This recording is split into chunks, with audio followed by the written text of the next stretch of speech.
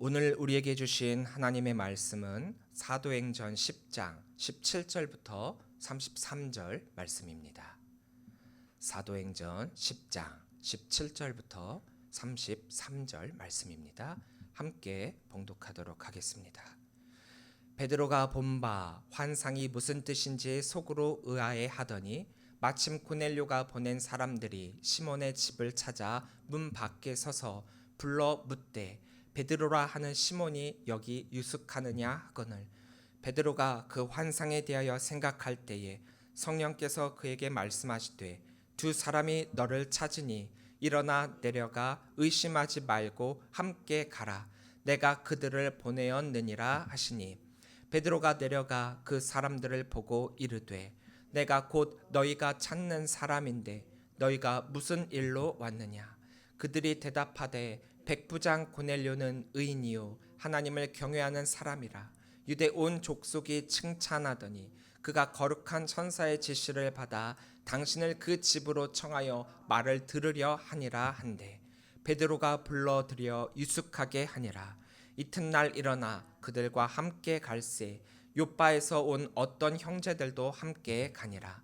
이튿날 가이사랴에 들어가니 고넬료가 그의 친척과 가까운 친구들을 모아 기다리더니 마침 베드로가 들어올 때에 고넬료가 맞아 발 앞에 엎드려 절하니 베드로가 일으켜 이르되 일어나라 나도 사람이라 하고 더불어 말하며 들어가 여러 사람이 모인 것을 보고 이르되 유대인으로서 이방인과 교제하며 가까이 하는 것이 위법인 줄은 너희도 알거니와 하나님께서 내게 지시하사 아무도 속되다 하거나 깨끗하지 않다 하지 말라 하시기로 부름을 사양하지 아니하고 왔노라. 묻노니 무슨 일로 나를 불렀느냐.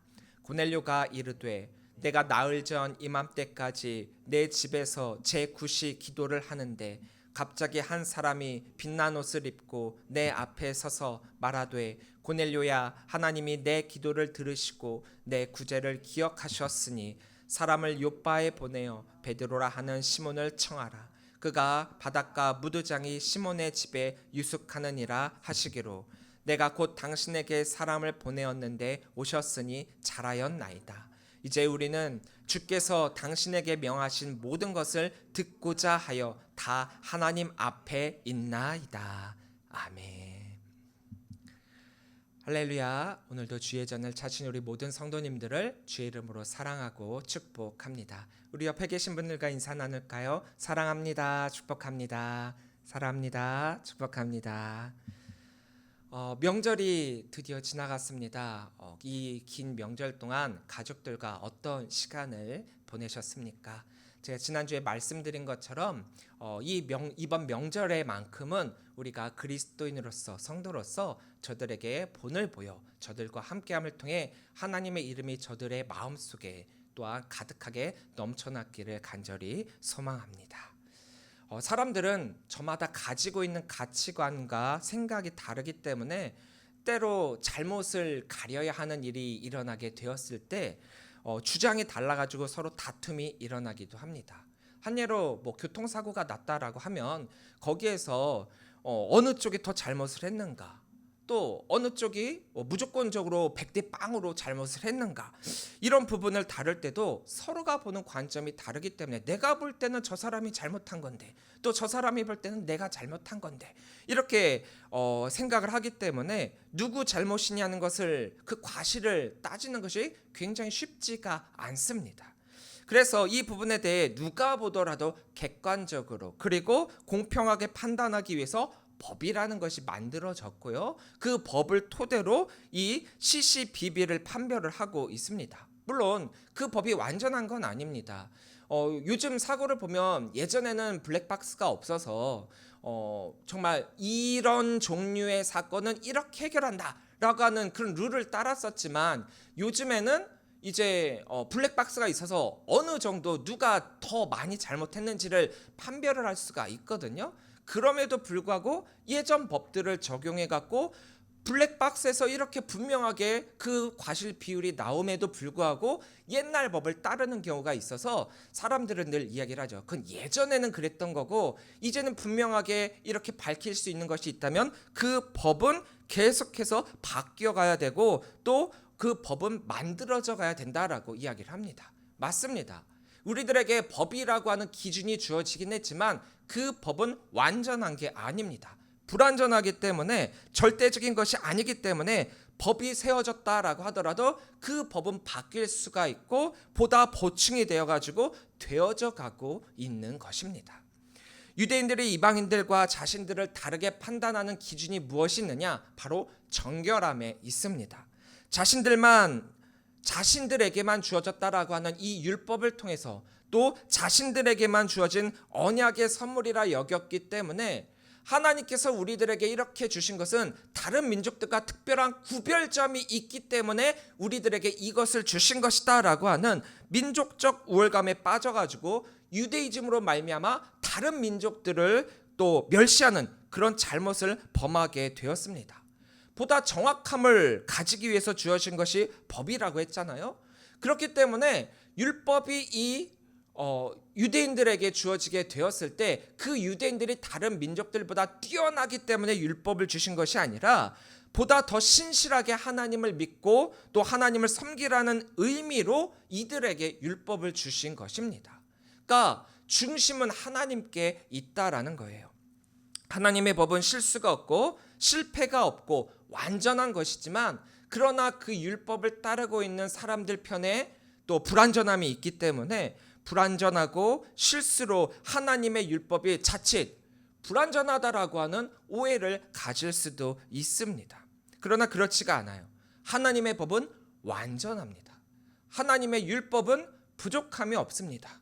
다만 그것을 인간들이 잘못 이해하고 잘못 판단하고 잘못 생각하기 때문에 생긴 오류들입니다. 즉 잘못된 편견이 우리로 하여금 하나님의 마음을 제대로 알지 못하게 만들었고 잘못된 습관이 우리로 하여금 이 율법에 얽매이는 삶을 살도록 만든 것입니다. 그래서 이 잘못된 편견과 잘못된 습관을 깨지 않는 한 우리의 신앙은 다람쥐 쇠바퀴 돌듯 늘 제자리에 있을 수밖에 없는 거예요. 아니죠. 제자리도 아니고 도리어 퇴보가 되고 있는 것입니다.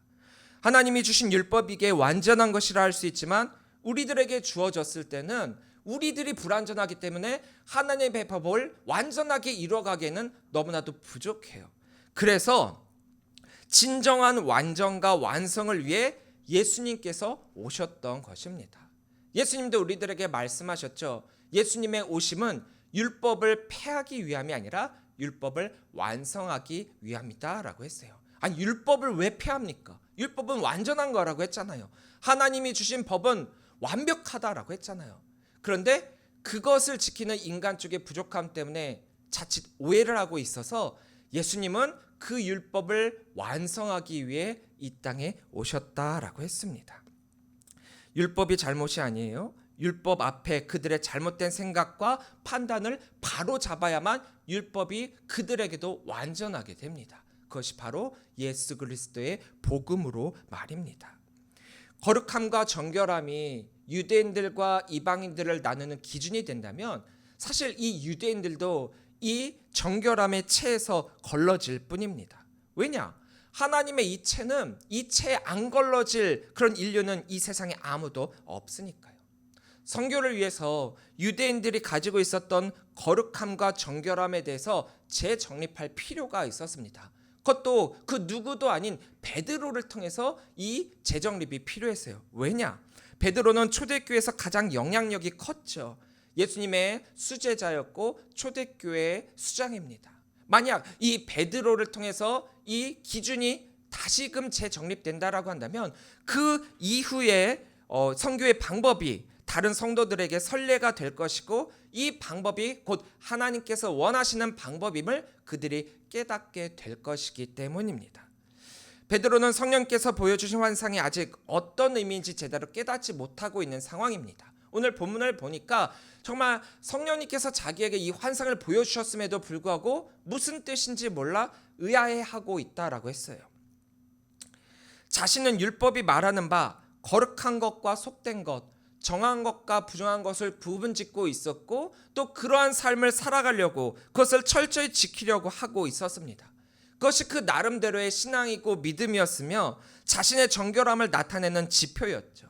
근데 하나님께서 보여주신 그 환상은 그동안 자기가 가지고 있었던 믿음, 자기가 지키고 있었던 율법, 그것을 깡그리 다 뒤엎어버리는, 뒤통수를 맞은 듯한 충격에 가해지게 된 것이죠. 그래서 그 충격과 의아함에 벗어나지 못하고 있었던 그때에 고넬료가 보낸 사람들이 베드로에게 도착을 하게 됩니다. 17절입니다. 베드로가 본 바 환상이 무슨 뜻인지 속으로 의아해하더니 마침 고넬료가 보낸 사람이 시몬의 집을 찾아 문 밖에 서서. 성령님은 고넬료에게는 고넬료에게 맞는 방법으로, 또 베드로에게는 베드로에게 맞는 방법으로 환상을 보여주셨어요. 그리고 그 성령님의 이끄심에 순종하여 베드로를 청하기 위해 이 욥바로 사람을 보낸 고넬료입니다. 고넬료가 경건한 자였다라고 우리가 확인할 수 있는 부분이 바로 여기에 있는데요. 하나님께서 말씀하셨을 때 그것이 하나님의 말씀이다라고 분별을 했고 그 말씀에 곧바로 순종할 수 있었다라고 하는 그 자체가 이 사람이 그동안 어떤 신앙의 삶을 살아왔는지를 우리들에게 보여주고 있습니다. 우리는 하나님께서 말씀하셨음에도 불구하고 그 말씀을 허투루 제대로 듣지 못하고 혹은 들었음에도 불구하고 불순종할 때가 얼마나 많이 있습니까? 왜냐하면 하나님의 일하시는 방법이 우리에게는 굉장히 낯설기 때문이에요. 하나님께서 우리들에게 이렇게 하라 말씀하실 때 우리의 상식으로는 도무지 이해할 수 없는 방법을 너무나도 많이 사용하시거든요. 우리가 이해할 만한 방법으로, 그리고 우리가 생각할 때 상식적으로 납득할 만한 그런 방법으로 이렇게 하라라고 말씀하시면 그렇지, 이것은 누가 봐도 당연한 거니까 나는 이 정도는 할 수 있지 라고 순종할 수 있을 텐데, 하나님의 일하심은 그렇지가 않을 때가 많았고 도리어 이해할 수 없는 가운데 그것에 순종했을 때야만 하나님의 뜻을 우리가 발견할 수 있는 그런 상황이 너무나도 많이 있습니다. 그래서 하나님이 일하시는 방법을 우리가 제대로 모른다면 하나님의 말씀에 순종할 수가 없어요. 하나님을 오해할 수도 있습니다. 이 부분은 경험적으로 깨닫게 되는 것도 있지만 가장 먼저는 하나님에 대한 우리의 신앙의 자세가 우선이라는 거예요. 생각해 봅시다. 내 생각대로 이것저것 다 해보고 나서 그 다음에 안 되니까 하나님을 찾는 것과 처음부터 하나님께 구했더니 하나님의 말씀이 이 말씀이 주어졌고 그 말씀에 순종했다. 이미 그 출발선부터 다르기 때문에 받게 되는 깨달음 역시 다르다라는 거예요. 고생하고 진리를 찾겠습니까? 물음표가 있지만 순종함으로 진리를 찾겠습니까? 스포츠를 하다 보면 그 팀은 각 감독에 따라 그 팀 컬러가 다 달라지게 되어 있어요. 공격적인 방법으로 게임을 이끌어가는 감독이 있는 반면 수비적으로 취하다가 한 번의 역습으로 그 게임을 뒤집어 버리는 그런 전술을 택하는 감독들도 있습니다. 자, 일단 무조건적으로 공격을 하는 그런 감독은 이런 마인드죠. 우리가 공격을 수비에 집중하지 않고 공격을 하다 보면 점수를 먹을 수도 있잖아요. 수비에 우리가 걱정을 하는 것이 아니라 우리가 한 골을 먹으면 두 골을 넣고 우리가 두 골을 먹으면 네 골을 넣자, 이런 공격적인 마인드로 수비보다 공격을 택하는 분들이 굉장히 많이 있어요. 이거를 일명 닭공, 닥치고 공격이라고 하는 전술이라고 하는데, 닭공, 이것은 어떤 생각과 판단보다도 무조건적으로 공격에 더 치중한다라는 의미입니다. 그래서 우리는 이 닭공이라는 말처럼 닥치고 순종해야 하는 모습으로 하나님의 사람이 되어야만 합니다. 일단 하나님께서 말씀하시면 의심하고 생각하는 것이 아니라 거기에 닥치고 순종하여 하나님의 뜻을 이루어야지, 내가 먼저 생각할 대로 생각 다 하고 판단할 대로 판단 다 한 다음에 그 다음에 하나님의 말씀을 생각한다면 하나님의 뜻을 곡해할 수 있거든요. 고넬료는 닥순의 사람이었어요. 그랬기에 욥바에 무두장의 집에 베드로가 있다라는 그 말씀에 순종하여 그곳으로 사람을 보냈고 베드로를 청하게 된 것입니다. 이것만 봐도 고넬료가 어떤 사람이었는지를, 왜 경건한 사람이라고 했는지를 알 수 있는데, 또 오늘 본문에 나눈 이 말씀을 통해서도 고넬료의 신앙을 다시 한번 확인할 수 있습니다. 24절이에요. 이튿날 가이사랴에 들어가니 고넬료가 그의 친척과 가까운 친구들을 모아 기다리더니, 아직 베드로에게 보냈던 사람이 돌아오지 않았습니다. 베드로가 올지 안 올지 그 응답함도 받지 못했습니다. 근데 이 고넬료의 행동은 무엇이냐? 이 요빠와 가이사랴가 하루길이라고 했으니, 오늘 사람을 보냈으니 내일 반드시 베드로가 올 것이다 라는 확신이 있었다라는 거예요. 사람을 보낸 그곳에 베드로가 있을지 없을지도 몰라요. 그리고 베드로가 있을지언정 그 베드로가 자신의 청함에 응할지 안 할지도 모르는 상황입니다. 이 고넬료는 유대인들과 친분이 있다라고 했죠. 유대인들의 습관을 알고 있습니다. 즉 이방인들의 청함에 곧바로 응하지 않는다라는 걸요. 인간적인 생각으로는 이 베드로가 자신의 청함을 거절할 수도 있다라고 하는 선택지도 있었단 말이에요. 그러나 그럼에도 고넬료는 이 베드로가 올 때쯤을 확신하여 그의 친척들과 그의 친구들을 초청하여 기다리고 있다라고 했어요. 이건 어떻게 보면 막연한 무작정의 기다림이죠. 그러나 확신의 기다림이었습니다. 20절입니다. 일어나 내려가 의심하지 말고 함께 가라. 내가 그들을 보내었느니라 하시니라. 의문에 의문을 더하면 의심이 돼요. 의문 플러스 의문은 의심이라는 거죠. 자신이 본 환상에 대한 깨달음도 불확실했을 뿐만 아니라, 더군다나 자신이 무두장이 이 사람 집에 있다라는 사실을 어떻게 가이사랴에 있는 사람이 알고 사람을 보내 자신을 청했을까? 그 환상이 무엇을 의미하는지 몰라 매우 당황하고 난처해하고 있는 이런 상황 가운데 이런 의문이 더하게 된다면 의심이 될 수밖에 없는 상황이에요. 왜냐하면 이 시기는 아직 박해와 순교의 시대라고 했잖아요. 지금 베드로가 이 선교 여행을 하고 있는 이유가 무엇입니까? 박해로 인해 예루살렘에 흩어진 사람들을 격려하고 믿음을 북돋아주며, 또한 사마리아에서 있었던 그 놀라운 복음의 역사를 또한 자신이 돌아다니면서 전도를 통하여, 선교를 통하여 확장시키기 위함 아니었습니까? 그런데 그런 상황 가운데 예수님의 복음을 전한다라는 그 사실 하나만으로도 붙잡힐 수 있는 상황이란 말이에요. 근데 지금 자신을 찾아온 사람들이 누굽니까? 그 누구도 아닌 로마 군대 백부장의 하인들이란 말이에요. 의심할 수 있죠. 이 사람들이 왜 나를 찾아온 것일까? 내가 이렇게 복음을 뿌리고 다닌다라는 소식을 듣고 나를 잡으러 온 것은 아닐까? 하지만 베드로는 성령의 사람이었죠. 아직 그에게 보여진 그 환상의 의미를 완벽하게 깨닫지는 못했지만 성령께서 하신 말씀, 의심하지 말고 라는 이 말씀에 순종하여 자신을 찾아온 사람들을 만나고 그 이유를 듣게 됩니다. 잘못된 편견을 깨고 잘못된 습관을 깨는 순간이죠. 25절입니다. 마침 베드로가 들어올 때 고넬료가 맞아 발 앞에 엎드려 절하니. 잘못된 편견과 잘못된 습관을 깨고 이 고넬료의 부름에 응해 가이사랴로 간 베드로입니다. 그럼 베드로를 고넬료가 어떻게 맞이하고 있습니까? 물론 이 고넬료가 지금 백부장의 위치로서 베드로를 초청한 건 아니에요. 유대인인 베드로를 아마도 백부장의 위치에서 로마 사람, 로마 군대의 백부장으로 이 베드로를 청했다면 이 베드로를 하대했을 겁니다.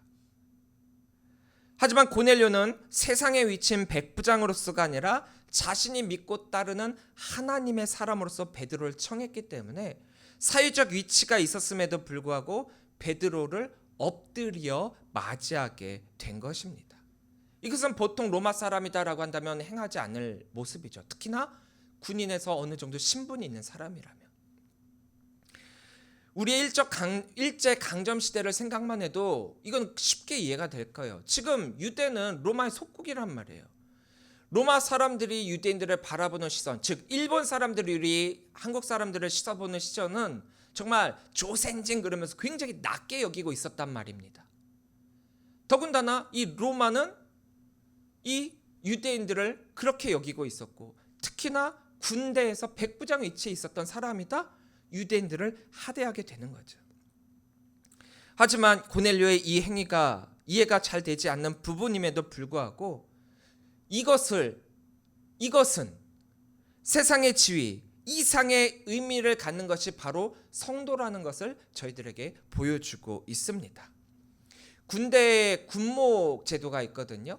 근데 그 군목으로 가게 되면은 보통 육군에서는 중위, 또 해군과 공군에서는 대위의 계급을 갖고 군대를 가게 됩니다. 제 친구들도 군목이 3명이 있었는데 그 군목들이 바로 그런 계급을 갖고 군대에 갔어요. 그 나이가 20살 후반입니다. 굉장히 젊죠. 젊은 나이에 목사가 돼서 군목으로 군대에 갔습니다. 자, 그렇게 가게 되면은 그 자신의 그 위의 지휘관으로는 대령이나 뭐 별들 많은 굉장히 높은 사람들이 있을 거란 말이에요. 그리고 군목은 분명 자기 아래의 계급인 중위, 대위입니다. 그러면은 충분히 물론 군목으로 왔지만 충분히 그 지휘관은 그 군목을 하대할 수도 있어요. 하지만 군목이기 때문에 이분들도 군목들을 일반 사람들 부하대하듯 하는 것이 아니라 목사님으로 존중하고 또 그 부하대하듯 하지 않으면서 존중하면서 그 목사님들과 대하고 있습니다. 아까 말씀드렸다시피 20대 후반이라고 그랬죠. 이 정도 계급에 있는 분들이다 하면은 이 군목들이 사실은 아들뻘 되기도 해요. 그럼에도 불구하고 계급보다도 나이보다도 목회자로 대하기 때문에 이곳 군대에서 계급이 철저한 군대에서조차도 서로에 대한 존중이 가능한 것이에요. 고넬료가 경건한 이였기 때문에 하나님의 사람에 대해서도 이 경건함을 잃지 않았던 것입니다. 그랬기에 자신이 초청한 베드로가 왔을 때 하나님의 사람으로서 그 발 앞에 엎드려 맞이할 수 있었던 것이지요. 그런데 그에 대한 베드로의 반응도 한번 볼까요? 26절입니다. 베드로가 일으켜 이르되 일어서라 나도 사람이라 하고. 제가 목회를 하면서 신방을 가게 되면은 때로는 목사이기 때문에 받게 되는 융숭한 대접이 있어요. 성도님들은 목사가 신방을 갔으니까 대접을 해주시겠다라고 가장 좋은 것을 주시려고 하지만 그 대접을 받는 저로서는 굉장히 몸둘 바가 모를 때가 너무나도 많았습니다. 하나님의 말씀을 가지고 하나님의 말씀을 전하고 또 목양을 위해 그 집 사정을 듣기 위해 간 것인데 다만 목사라는 이유로 그러한 대접을 받는 것은 저로서는 굉장히 낯설었거든요. 사실 저는 부모님의 신앙의 모습을 보고 쭉 자라왔기 때문에 목회자를 섬기는 쪽에 익숙했지 목회자로서 섬김을 받는다? 굉장히 어색했습니다. 사실 목회자는 섬김을 받는 자리가 아닙니다. 예수님께서도 우리들에게 늘 말씀하셨듯 나는 섬김을 받으러 온 것이 아니라 섬기러 왔다라고 하셨어요. 그래서 그 제자들이 이제 높은 자리에 이렇게 앉으려고 서로 다투었을 때 예수님께서 하신 말씀이 있잖아요. 낮아져야 된다고. 높아지고자 하는 자 낮아져야 된다고. 낮아지고자 하는 자 높아진다고. 그 말을 그대로 대입하면 목사는 성도로부터 섬김을 받는 것이 아니라 성도를 섬기기 위해 있는 자리입니다. 근데 여기서 섬긴다, 섬김을 받는다 이걸 다 떠나가지고 다 같이 하나님을 믿는 하나님의 사람의 입장에서 서로의 위치를 존중해주고 함께함을 이루어 간다라는 점에서 서로가 서로를 섬겨야 된다라는 거예요. 베드로도 그렇고 바울도 그렇고 자신을 일반 사람들과 똑같은 성정을 가진 사람이라고 대답을 할 때가 많았거든요. 나도 너희와 똑같은 성정을 가진 사람이다.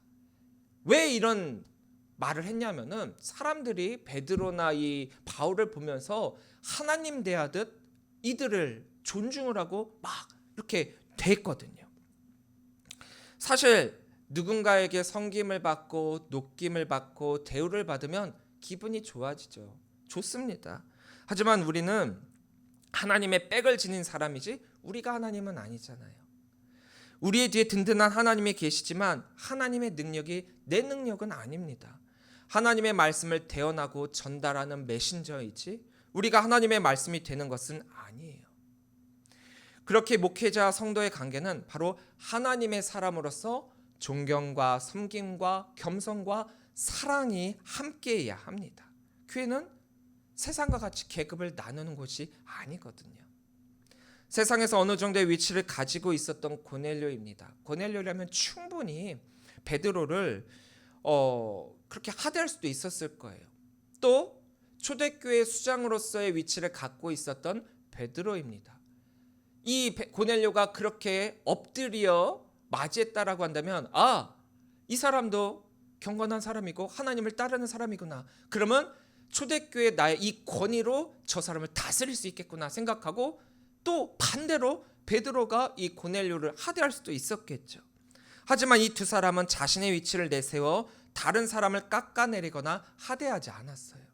이 두 사람의 행동과 모습을 통해서 하나님의 사람이라면 성도의 모습은 언제나 존중과 섬김과 겸손과 사랑 그 자체여야 함을 우리는 이 장면을 통해서도 배울 수 있는 것입니다.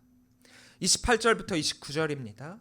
이르되 유대인으로서 이방인과 교제하며 가까이 하는 것이 위법인 줄은 너희도 알거니와 하나님께서 내게 지시하사 아무도 속되다 하거나 깨끗하지 않다 하지 말라 하시기로 부름을 사양하지 아니하고 왔노라. 묻노니 무슨 일로 나를 불렀느냐.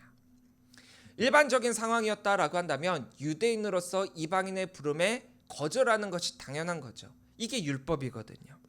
하지만 베드로는 선교를 위해 예루살렘을 떠나 이 순례의 길을 가고 있었기 때문에 그 순례의 길이 복음으로 인해 예루살렘에서 흩어졌고 믿음이 작아지고 있는 이들에게 핍박받고 있는 이들을 격려하고 또 예수 그리스도의 복음을 온 지경에 확장시키기 위하여 선교 여행을 하고 있는 바, 그렇다면 어느 정도의 열린 마음으로 그 부름에 응답하게 되는 것이고, 무엇보다도 이 앞서 말씀하셨던 것처럼 하나님의 말씀에 깨달음은 없지만 그럼에도 불구하고 그 부름에 응했다라고, 마음 한켠에 유대인으로서의 편견과 습관이 완전히 깨지지는 않았었지만 그것을 깨고 지금 이 자리에 왔다라고 이야기를 하고 있습니다.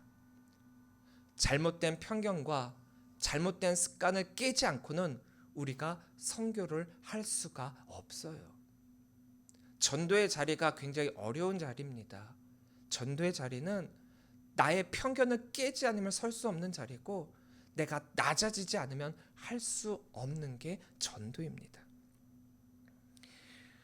잘못된 편견과 잘못된 습관을 완전히 깰 필요가 있었습니다. 그것을 베드로를 통해 보여주고 계시고, 그것이 하나님께서 유대인들에게 주신 율법의 진정한 의미며 복음을 위한 완전한 내려놓음인 것입니다. 복음은 내 삶의 전부를 내려놓지 않고서는 소유할 수가 없습니다. 세상의 것과 하나님의 것, 그 두 가지가 양립할 수 없으며 두 가지를 다 소유할 수 없다라고 했어요. 나를 비우고 나를 내려놓지 않는다면 하나님의 것으로 채울 수 없다는 뜻입니다. 아까도 말씀드렸다시피 사람들이 자신을 높여주고 우대하고 환대하고, 이것으로 말미암아 사람들은 자신이 우상이 되기를 은근 바라고 있어요. 목회자들도 이 자리에 있다 보면 은근히 생기는 것이 이 자기 높임입니다. 성도님들이 목회자를 향해서 하는 말 중에 이런 말이 있어요. 주의 종님, 주의 종님. 근데 이 말도 또 이상하지 않습니까? 종이면 종이지 종님이 뭐예요?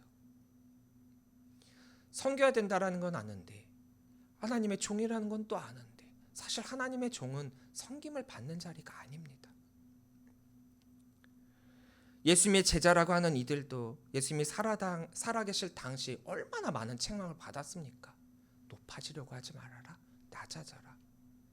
낮아지는 것이 높아지는 것이고, 낮아져야 섬길 수 있는 것이고, 섬겨야 복음이 된다.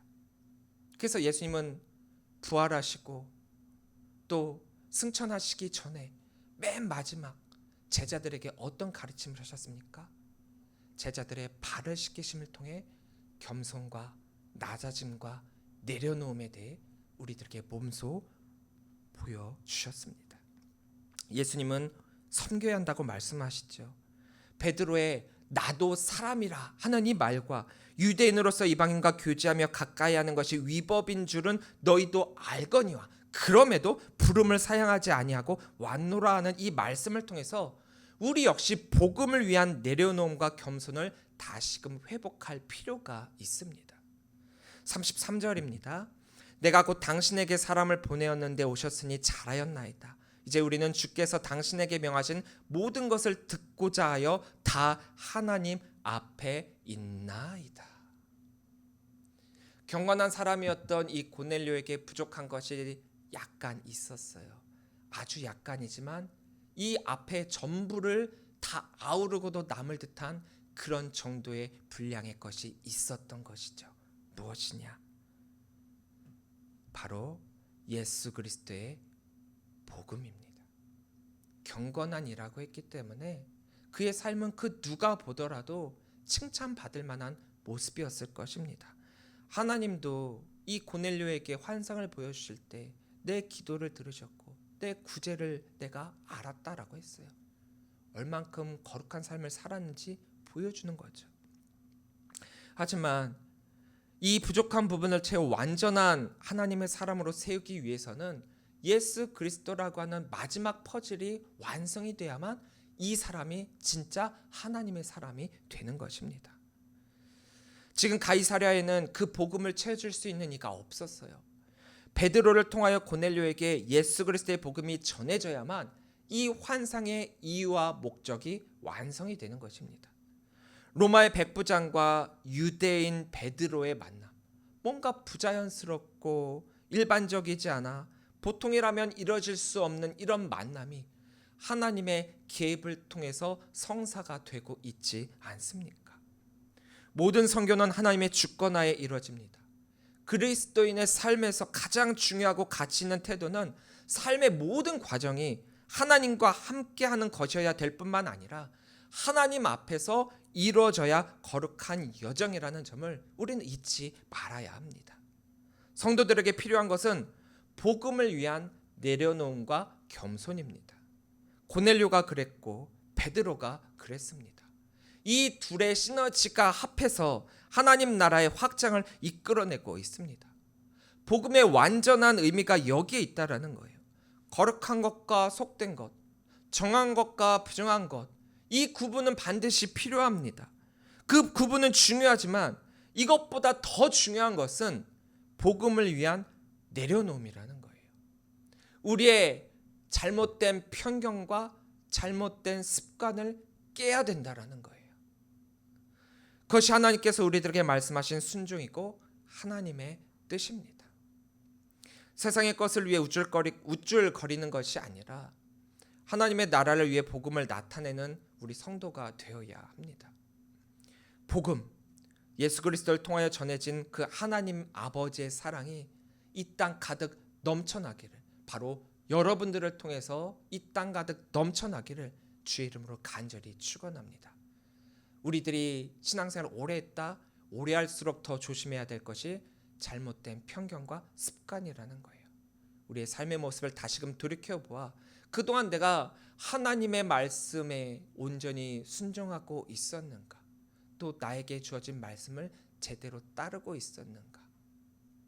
베드로는 베드로대로, 고넬료는 고넬료대로 낮아지고 내려놓고 겸손한 모습으로 하나님의 뜻을 이루어 나갔던 것처럼 우리 언약교회 모든 성도님들도 바로 그런 분들이 되시기를 주의 이름으로 간절히 축원합니다. 기도하겠습니다.